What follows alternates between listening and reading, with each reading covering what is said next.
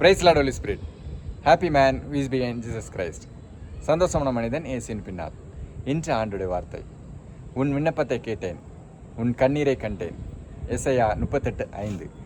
இந்த வார்த்தையின் மூலம் ஆண்டவர் நமக்கு ஒரு பெரிய ஆசீர்வாதத்தை கட்டளையிடுகிறார். அதாவது ஒவ்வொரு விண்ணப்பத்துக்கும் ஆண்டவர் பதில் கொடுக்கிறார். நமக்கு அந்த விண்ணப்பத்தின் பதில் சில நேரங்கள் தாமதமாகலாம், சில நேரம் உடனே கிடச்சிடலாம். ஸோ நம்ம கேட்குறத கேட்டுக்கிட்டே இருக்கணும் ஆண்டவர்கிட்ட. அது எதாக இருந்தாலும் நம்ம ஆண்டவர்கிட்ட கேட்கும்போது ஆண்டவர் கொடுப்பார். அதே சமயம் மனிதர்களால் கூடாது, தேவனால் கூடும். அதாவது சில நேரங்களில் சில காரியங்கள் மனுஷங்களால் கூடவே கூடாது, ஆனால் தேவனால் கண்டிப்பாக கூடும். அது சம்திங் ரிலேட்டட் இப்போது ஹெல்த் ரிலேட்டடாக இருக்கலாம், அல்லது மணி ரிலேட்டடாக இருக்கலாம், இல்லைனா ஒர்க் ரிலேட்டடாக இருக்கலாம். ஸோ ஏதோ ஒரு விஷயம் நம்மளுக்கு இக்கட்டான சுச்சுவேஷன், ரொம்ப கிரிட்டிக்கலான சுச்சுவேஷனாக இருக்கலாம். ஸோ அந்த ஆபத்து நேரத்தில் என்னை நோக்கி கூப்பிடு, நான் உன்னை விடுவிப்பேன்கிறார் ஆண்டவர். அதே போல் நம்ம கஷ்டமான நேரத்தில் ஆண்டவரை நம்ம கூடும்போது நமக்கு அங்கேருந்து விடுதலை வரும். எனக்கு கூட பார்த்திங்கன்னா ஒரு 1 வீக் பிஃபோர் நான் ஜிம்முக்கு போயிட்டு இருக்கும்போது எனக்கு டக்குன்னு ஒரு பாட்டு எனக்கு ஞாபகத்தில் வந்துச்சு. அந்த பாட்டு படிச்சுட்டு தான் உள்ளே போகிறேன். விண்ணப்பத்தை கேட்பவரே, கண்ணீரை காண்பவரே, சுகம் தருபவரே, சோஸ்திரம் ஏசையா அப்படின்னு இந்த பாட்டை மனசுக்குள்ளே படிச்சுட்டே அப்படியே உள்ளே என்ட்ரி ஆகிறேன்.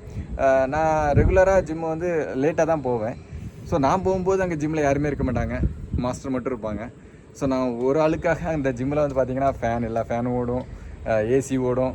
அப்போ நான் யோசிப்பேன், நம்ம 1 hour இங்கே ஜிம் ஒர்க் அவுட் பண்ணுறோம், கூட ஒரு 4-5 பேர் இருந்தால் நல்லா இருக்குமே அப்படின்னு நினச்சிட்டு நான் ஒரு தாட்டில் உடனே நான் ஜிம் பண்ணிருக்கும் போதே ஏசப்பாட்ட கேட்டேன், ஏசப்பா இங்கே நிறைய பேர் அனுப்புங்க. ஸோ அப்படிங்கும்போது அந்த கரண்ட் பில்லாம் இப்போ கமர்ஷியல்னாலே நிறைய பில் வரும். ஸோ அட்லீஸ்ட் இவங்களுக்கு அது கூட ஒரு யூஸ்ஃபுல்லாக இருக்குமே, என் ஒருத்தனுக்காக இவ்வளோ செலவாகுதே அப்படின்னு நான் ஃபீல் பண்ணேன். அந்த இடத்துல நான் அப்படி கேட்கவும் செஞ்சுட்டேன். அந்த பாட்டு நிமித்தம் சரி ப்ரே பண்ணால் தான் ஆர்டர் கொடுக்குறாரு அப்படின்ட்டு. அப்போது நான் ப்ரே பண்ணி ஒரு 15 minutesலேயே ஒரு 2 பேர் என்கொயரி வந்துட்டாங்க. அதுக்கப்புறம் நான் ஜிம்மு விட்டு வெளியே போகும்போது இன்னொருத்தரும் ஜாயின் பண்ணுறதுக்காக கேட்டுட்டு இருந்தாங்க. ஸோ நான் எதுக்காக நான் இதை சொல்கிறேன்னா, சில நேரங்களில் அந்த ப்ரேயர் உடனே கதவு திறக்கும். ஏன்னா அந்த கதவு பூட்டியிருக்கவே செஞ்சுருக்காது, சாத்தி தான் வச்சுருக்காங்க. நம்ம ஒரு சின்ன ஜெபம் கூட டக்குன்னு அந்த கதவு திறந்துடுது. சில ப்ரேயர் அப்படி கதவு இம்மிடியேட்டாக திறக்கும் பார்த்துருங்க. நான் அதை உணர்ந்துக்கிட்டேன். ஆக்சுவலாக சில ப்ரேயர் எவ்வளோ பாசிட்டிவ் ப்ரேயர்லாம் போட்டு பண்ணுறோம், ஆனால் கதவு திறக்கவே மாட்டேங்குது. மேபி அதுக்கு ஆண்டவர்களுடைய சித்தம் இல்லைங்க கூட இருக்கலாம், அல்லது டிலேவாக கிடைக்கலாம்.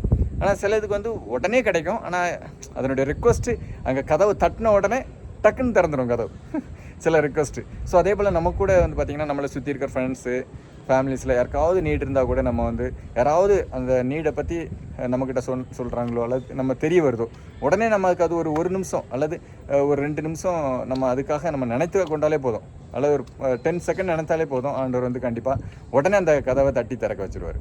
ஸோ நான் இது எதுக்காக சொல்கிறேன்னா, தட்டுங்கள் உங்களுக்கு திறக்கப்படும். நம்ம விண்ணப்பத்தை கண்டிப்பாக அவர்கிட்ட ரைஸ் பண்ணும்போது அவர் இம்மிடியேட்டாக திறந்துடுவார். சில இதெல்லாம் இம்மிடியேட்டாக நம்மளுக்கு கதவு திறக்குதுன்னா அதை கொடுத்துடலாம், ஆனால் நம்மளுக்கு தெரியாது. ஆனால் நம்மளுக்கு அப்படி ஒரு தாட் வருது அப்படின்னா நம்ம கண்டிப்பாக ப்ரேயர் பண்ணி அந்த டோரை ஓப்பன் பண்ணக்கு நம்ம ரெடியாக இருக்கணும். ஸோ இந்த மெசேஜ் கொடுக்குறேன். கண்டிப்பாக யாருக்கெல்லாம் என்னென்ன விண்ணப்பம் இருக்குதோ எல்லாத்தையும் ஆண்டவர்கிட்ட கொடுப்போம். ஆண்டவர் அதை நம்மளுக்கு ஆசீர்வாதமாக மாற்றி கொடுப்பார். Praise Lord Holy Spirit. ஆமென்.